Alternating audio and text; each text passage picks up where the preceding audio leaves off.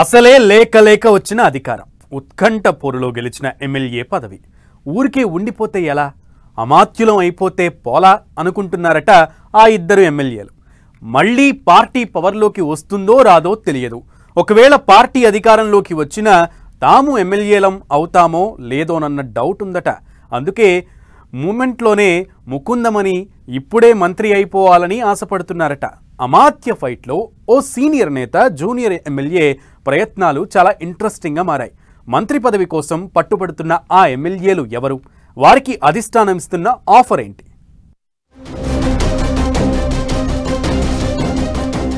ఇందూరు కాంగ్రెస్లో ఆసక్తికరంగా ఆ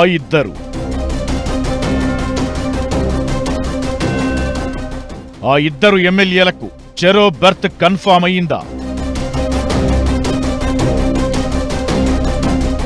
సీఎం రేవంత్ ఇష్యూను సాల్వ్ చేశారా? కాంగ్రెస్ పాలిటిక్సే డిఫరెంట్. ఎవరు ఎప్పుడు ఏ పదవి రేసులో ఉంటారో, ఎవరిని ఎందుకు పదవులు వరిస్తాయో అర్థం కావు. ఇప్పుడు ఇందూరు హస్తం పార్టీ పాలిటిక్స్ కూడా అలాగే ఉన్నాయి.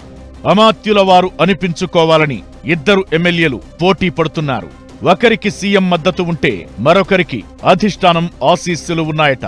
దాంతో ఇందూరు కాంగ్రెస్లో అమాత్య రేసు ఆసక్తికరంగా మారింది. ముఖ్యమంత్రి సహా సీనియర్లు మాజీ మంత్రికి జై కొడితే, ఢిల్లీ పెద్దలు మాత్రం జూనియర్ కి సపోర్ట్ చేస్తున్నారట. రెండో విడత కేబినెట్ విస్తరణలో బెర్త్ దక్కుతుందని ఆ ఇద్దరు ఎమ్మెల్యేలు ఆశతో ఎదురు చూస్తున్నారు. అయితే అందులో సీనియర్ ఎమ్మెల్యే, జూనియర్ ఎమ్మెల్యే మధ్య మంత్రి పదవి కోసం టఫ్ ఫైట్ జరుగుతోంది. బోధన్ ఎమ్మెల్యే మాజీ మంత్రి సుదర్శన్ రెడ్డి, ఎల్లారెడ్డి ఎమ్మెల్యే మదన్ మోహన్ రావు రేవంత్ కేబినెట్ లో బెర్త్ కోసం సర్వశక్తులు ఒడ్డుతున్నట్టు తెలుస్తోంది.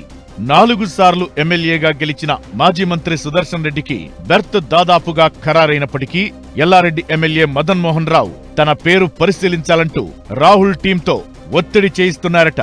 దీంతో సుదర్శన్ రెడ్డి పేరు ఖరారైన మదన్ మోహన్ ప్రయత్నాలతో ఆ ప్రక్రియకు తాత్కాలిక బ్రేక్ పడుతోందనే చర్చ జరుగుతోంది. మంత్రివర్గ విస్తరణ ఆలస్యానికి ఇదొక కారణంగా చెబుతున్నారట హస్తం పెద్దలు. మాజీ మంత్రి సుదర్శన్ రెడ్డి మొదటి విడతలోనే తనకు మంత్రి పదవి దక్కుతుందని భావించారట. అయితే ఉమ్మడి నిజామాబాద్ జిల్లాలోని రాజకీయ పరిణామాలతో బ్రేక్ పడిందనే ఓపెన్ సీక్రెట్. నిజామాబాద్ హస్తం పార్టీలో సీనియర్ గా ఉన్న మాజీ మంత్రి షబ్బీర్ అలీకి ప్రభుత్వ సలహాదారుడిగా నియమించారు సీఎం రేవంత్. మహేష్ కుమార్ గౌడ్ కు పీసీసీ చీఫ్ పదవి దక్కింది. ఇక 4 సార్లు గెలిచిన ఎమ్మెల్యేగా సీనియర్ కోటాలో సుదర్శన్ రెడ్డి మంత్రి పదవి కోసం ప్రయత్నాలు చేస్తూనే ఉన్నారు. తన సీనియారిటీ, సిన్సియారిటీని పరిగణలోకి తీసుకోవాలంటున్నారట సుదర్శన్ రెడ్డి. అయితే ఆయన సేవలను స్పీకర్ గా వాడుకోవాలని అధిష్టానం భావించినా ఒప్పుకోలేదని తెలుస్తోంది.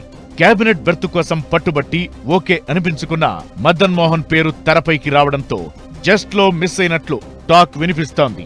రాహుల్ టీం మదన్ మోహన్ పేరును ప్రస్తావిస్తుంటే రాష్ట్ర నాయకత్వం సుదర్శన్ రెడ్డికి మద్దతిస్తున్నారట.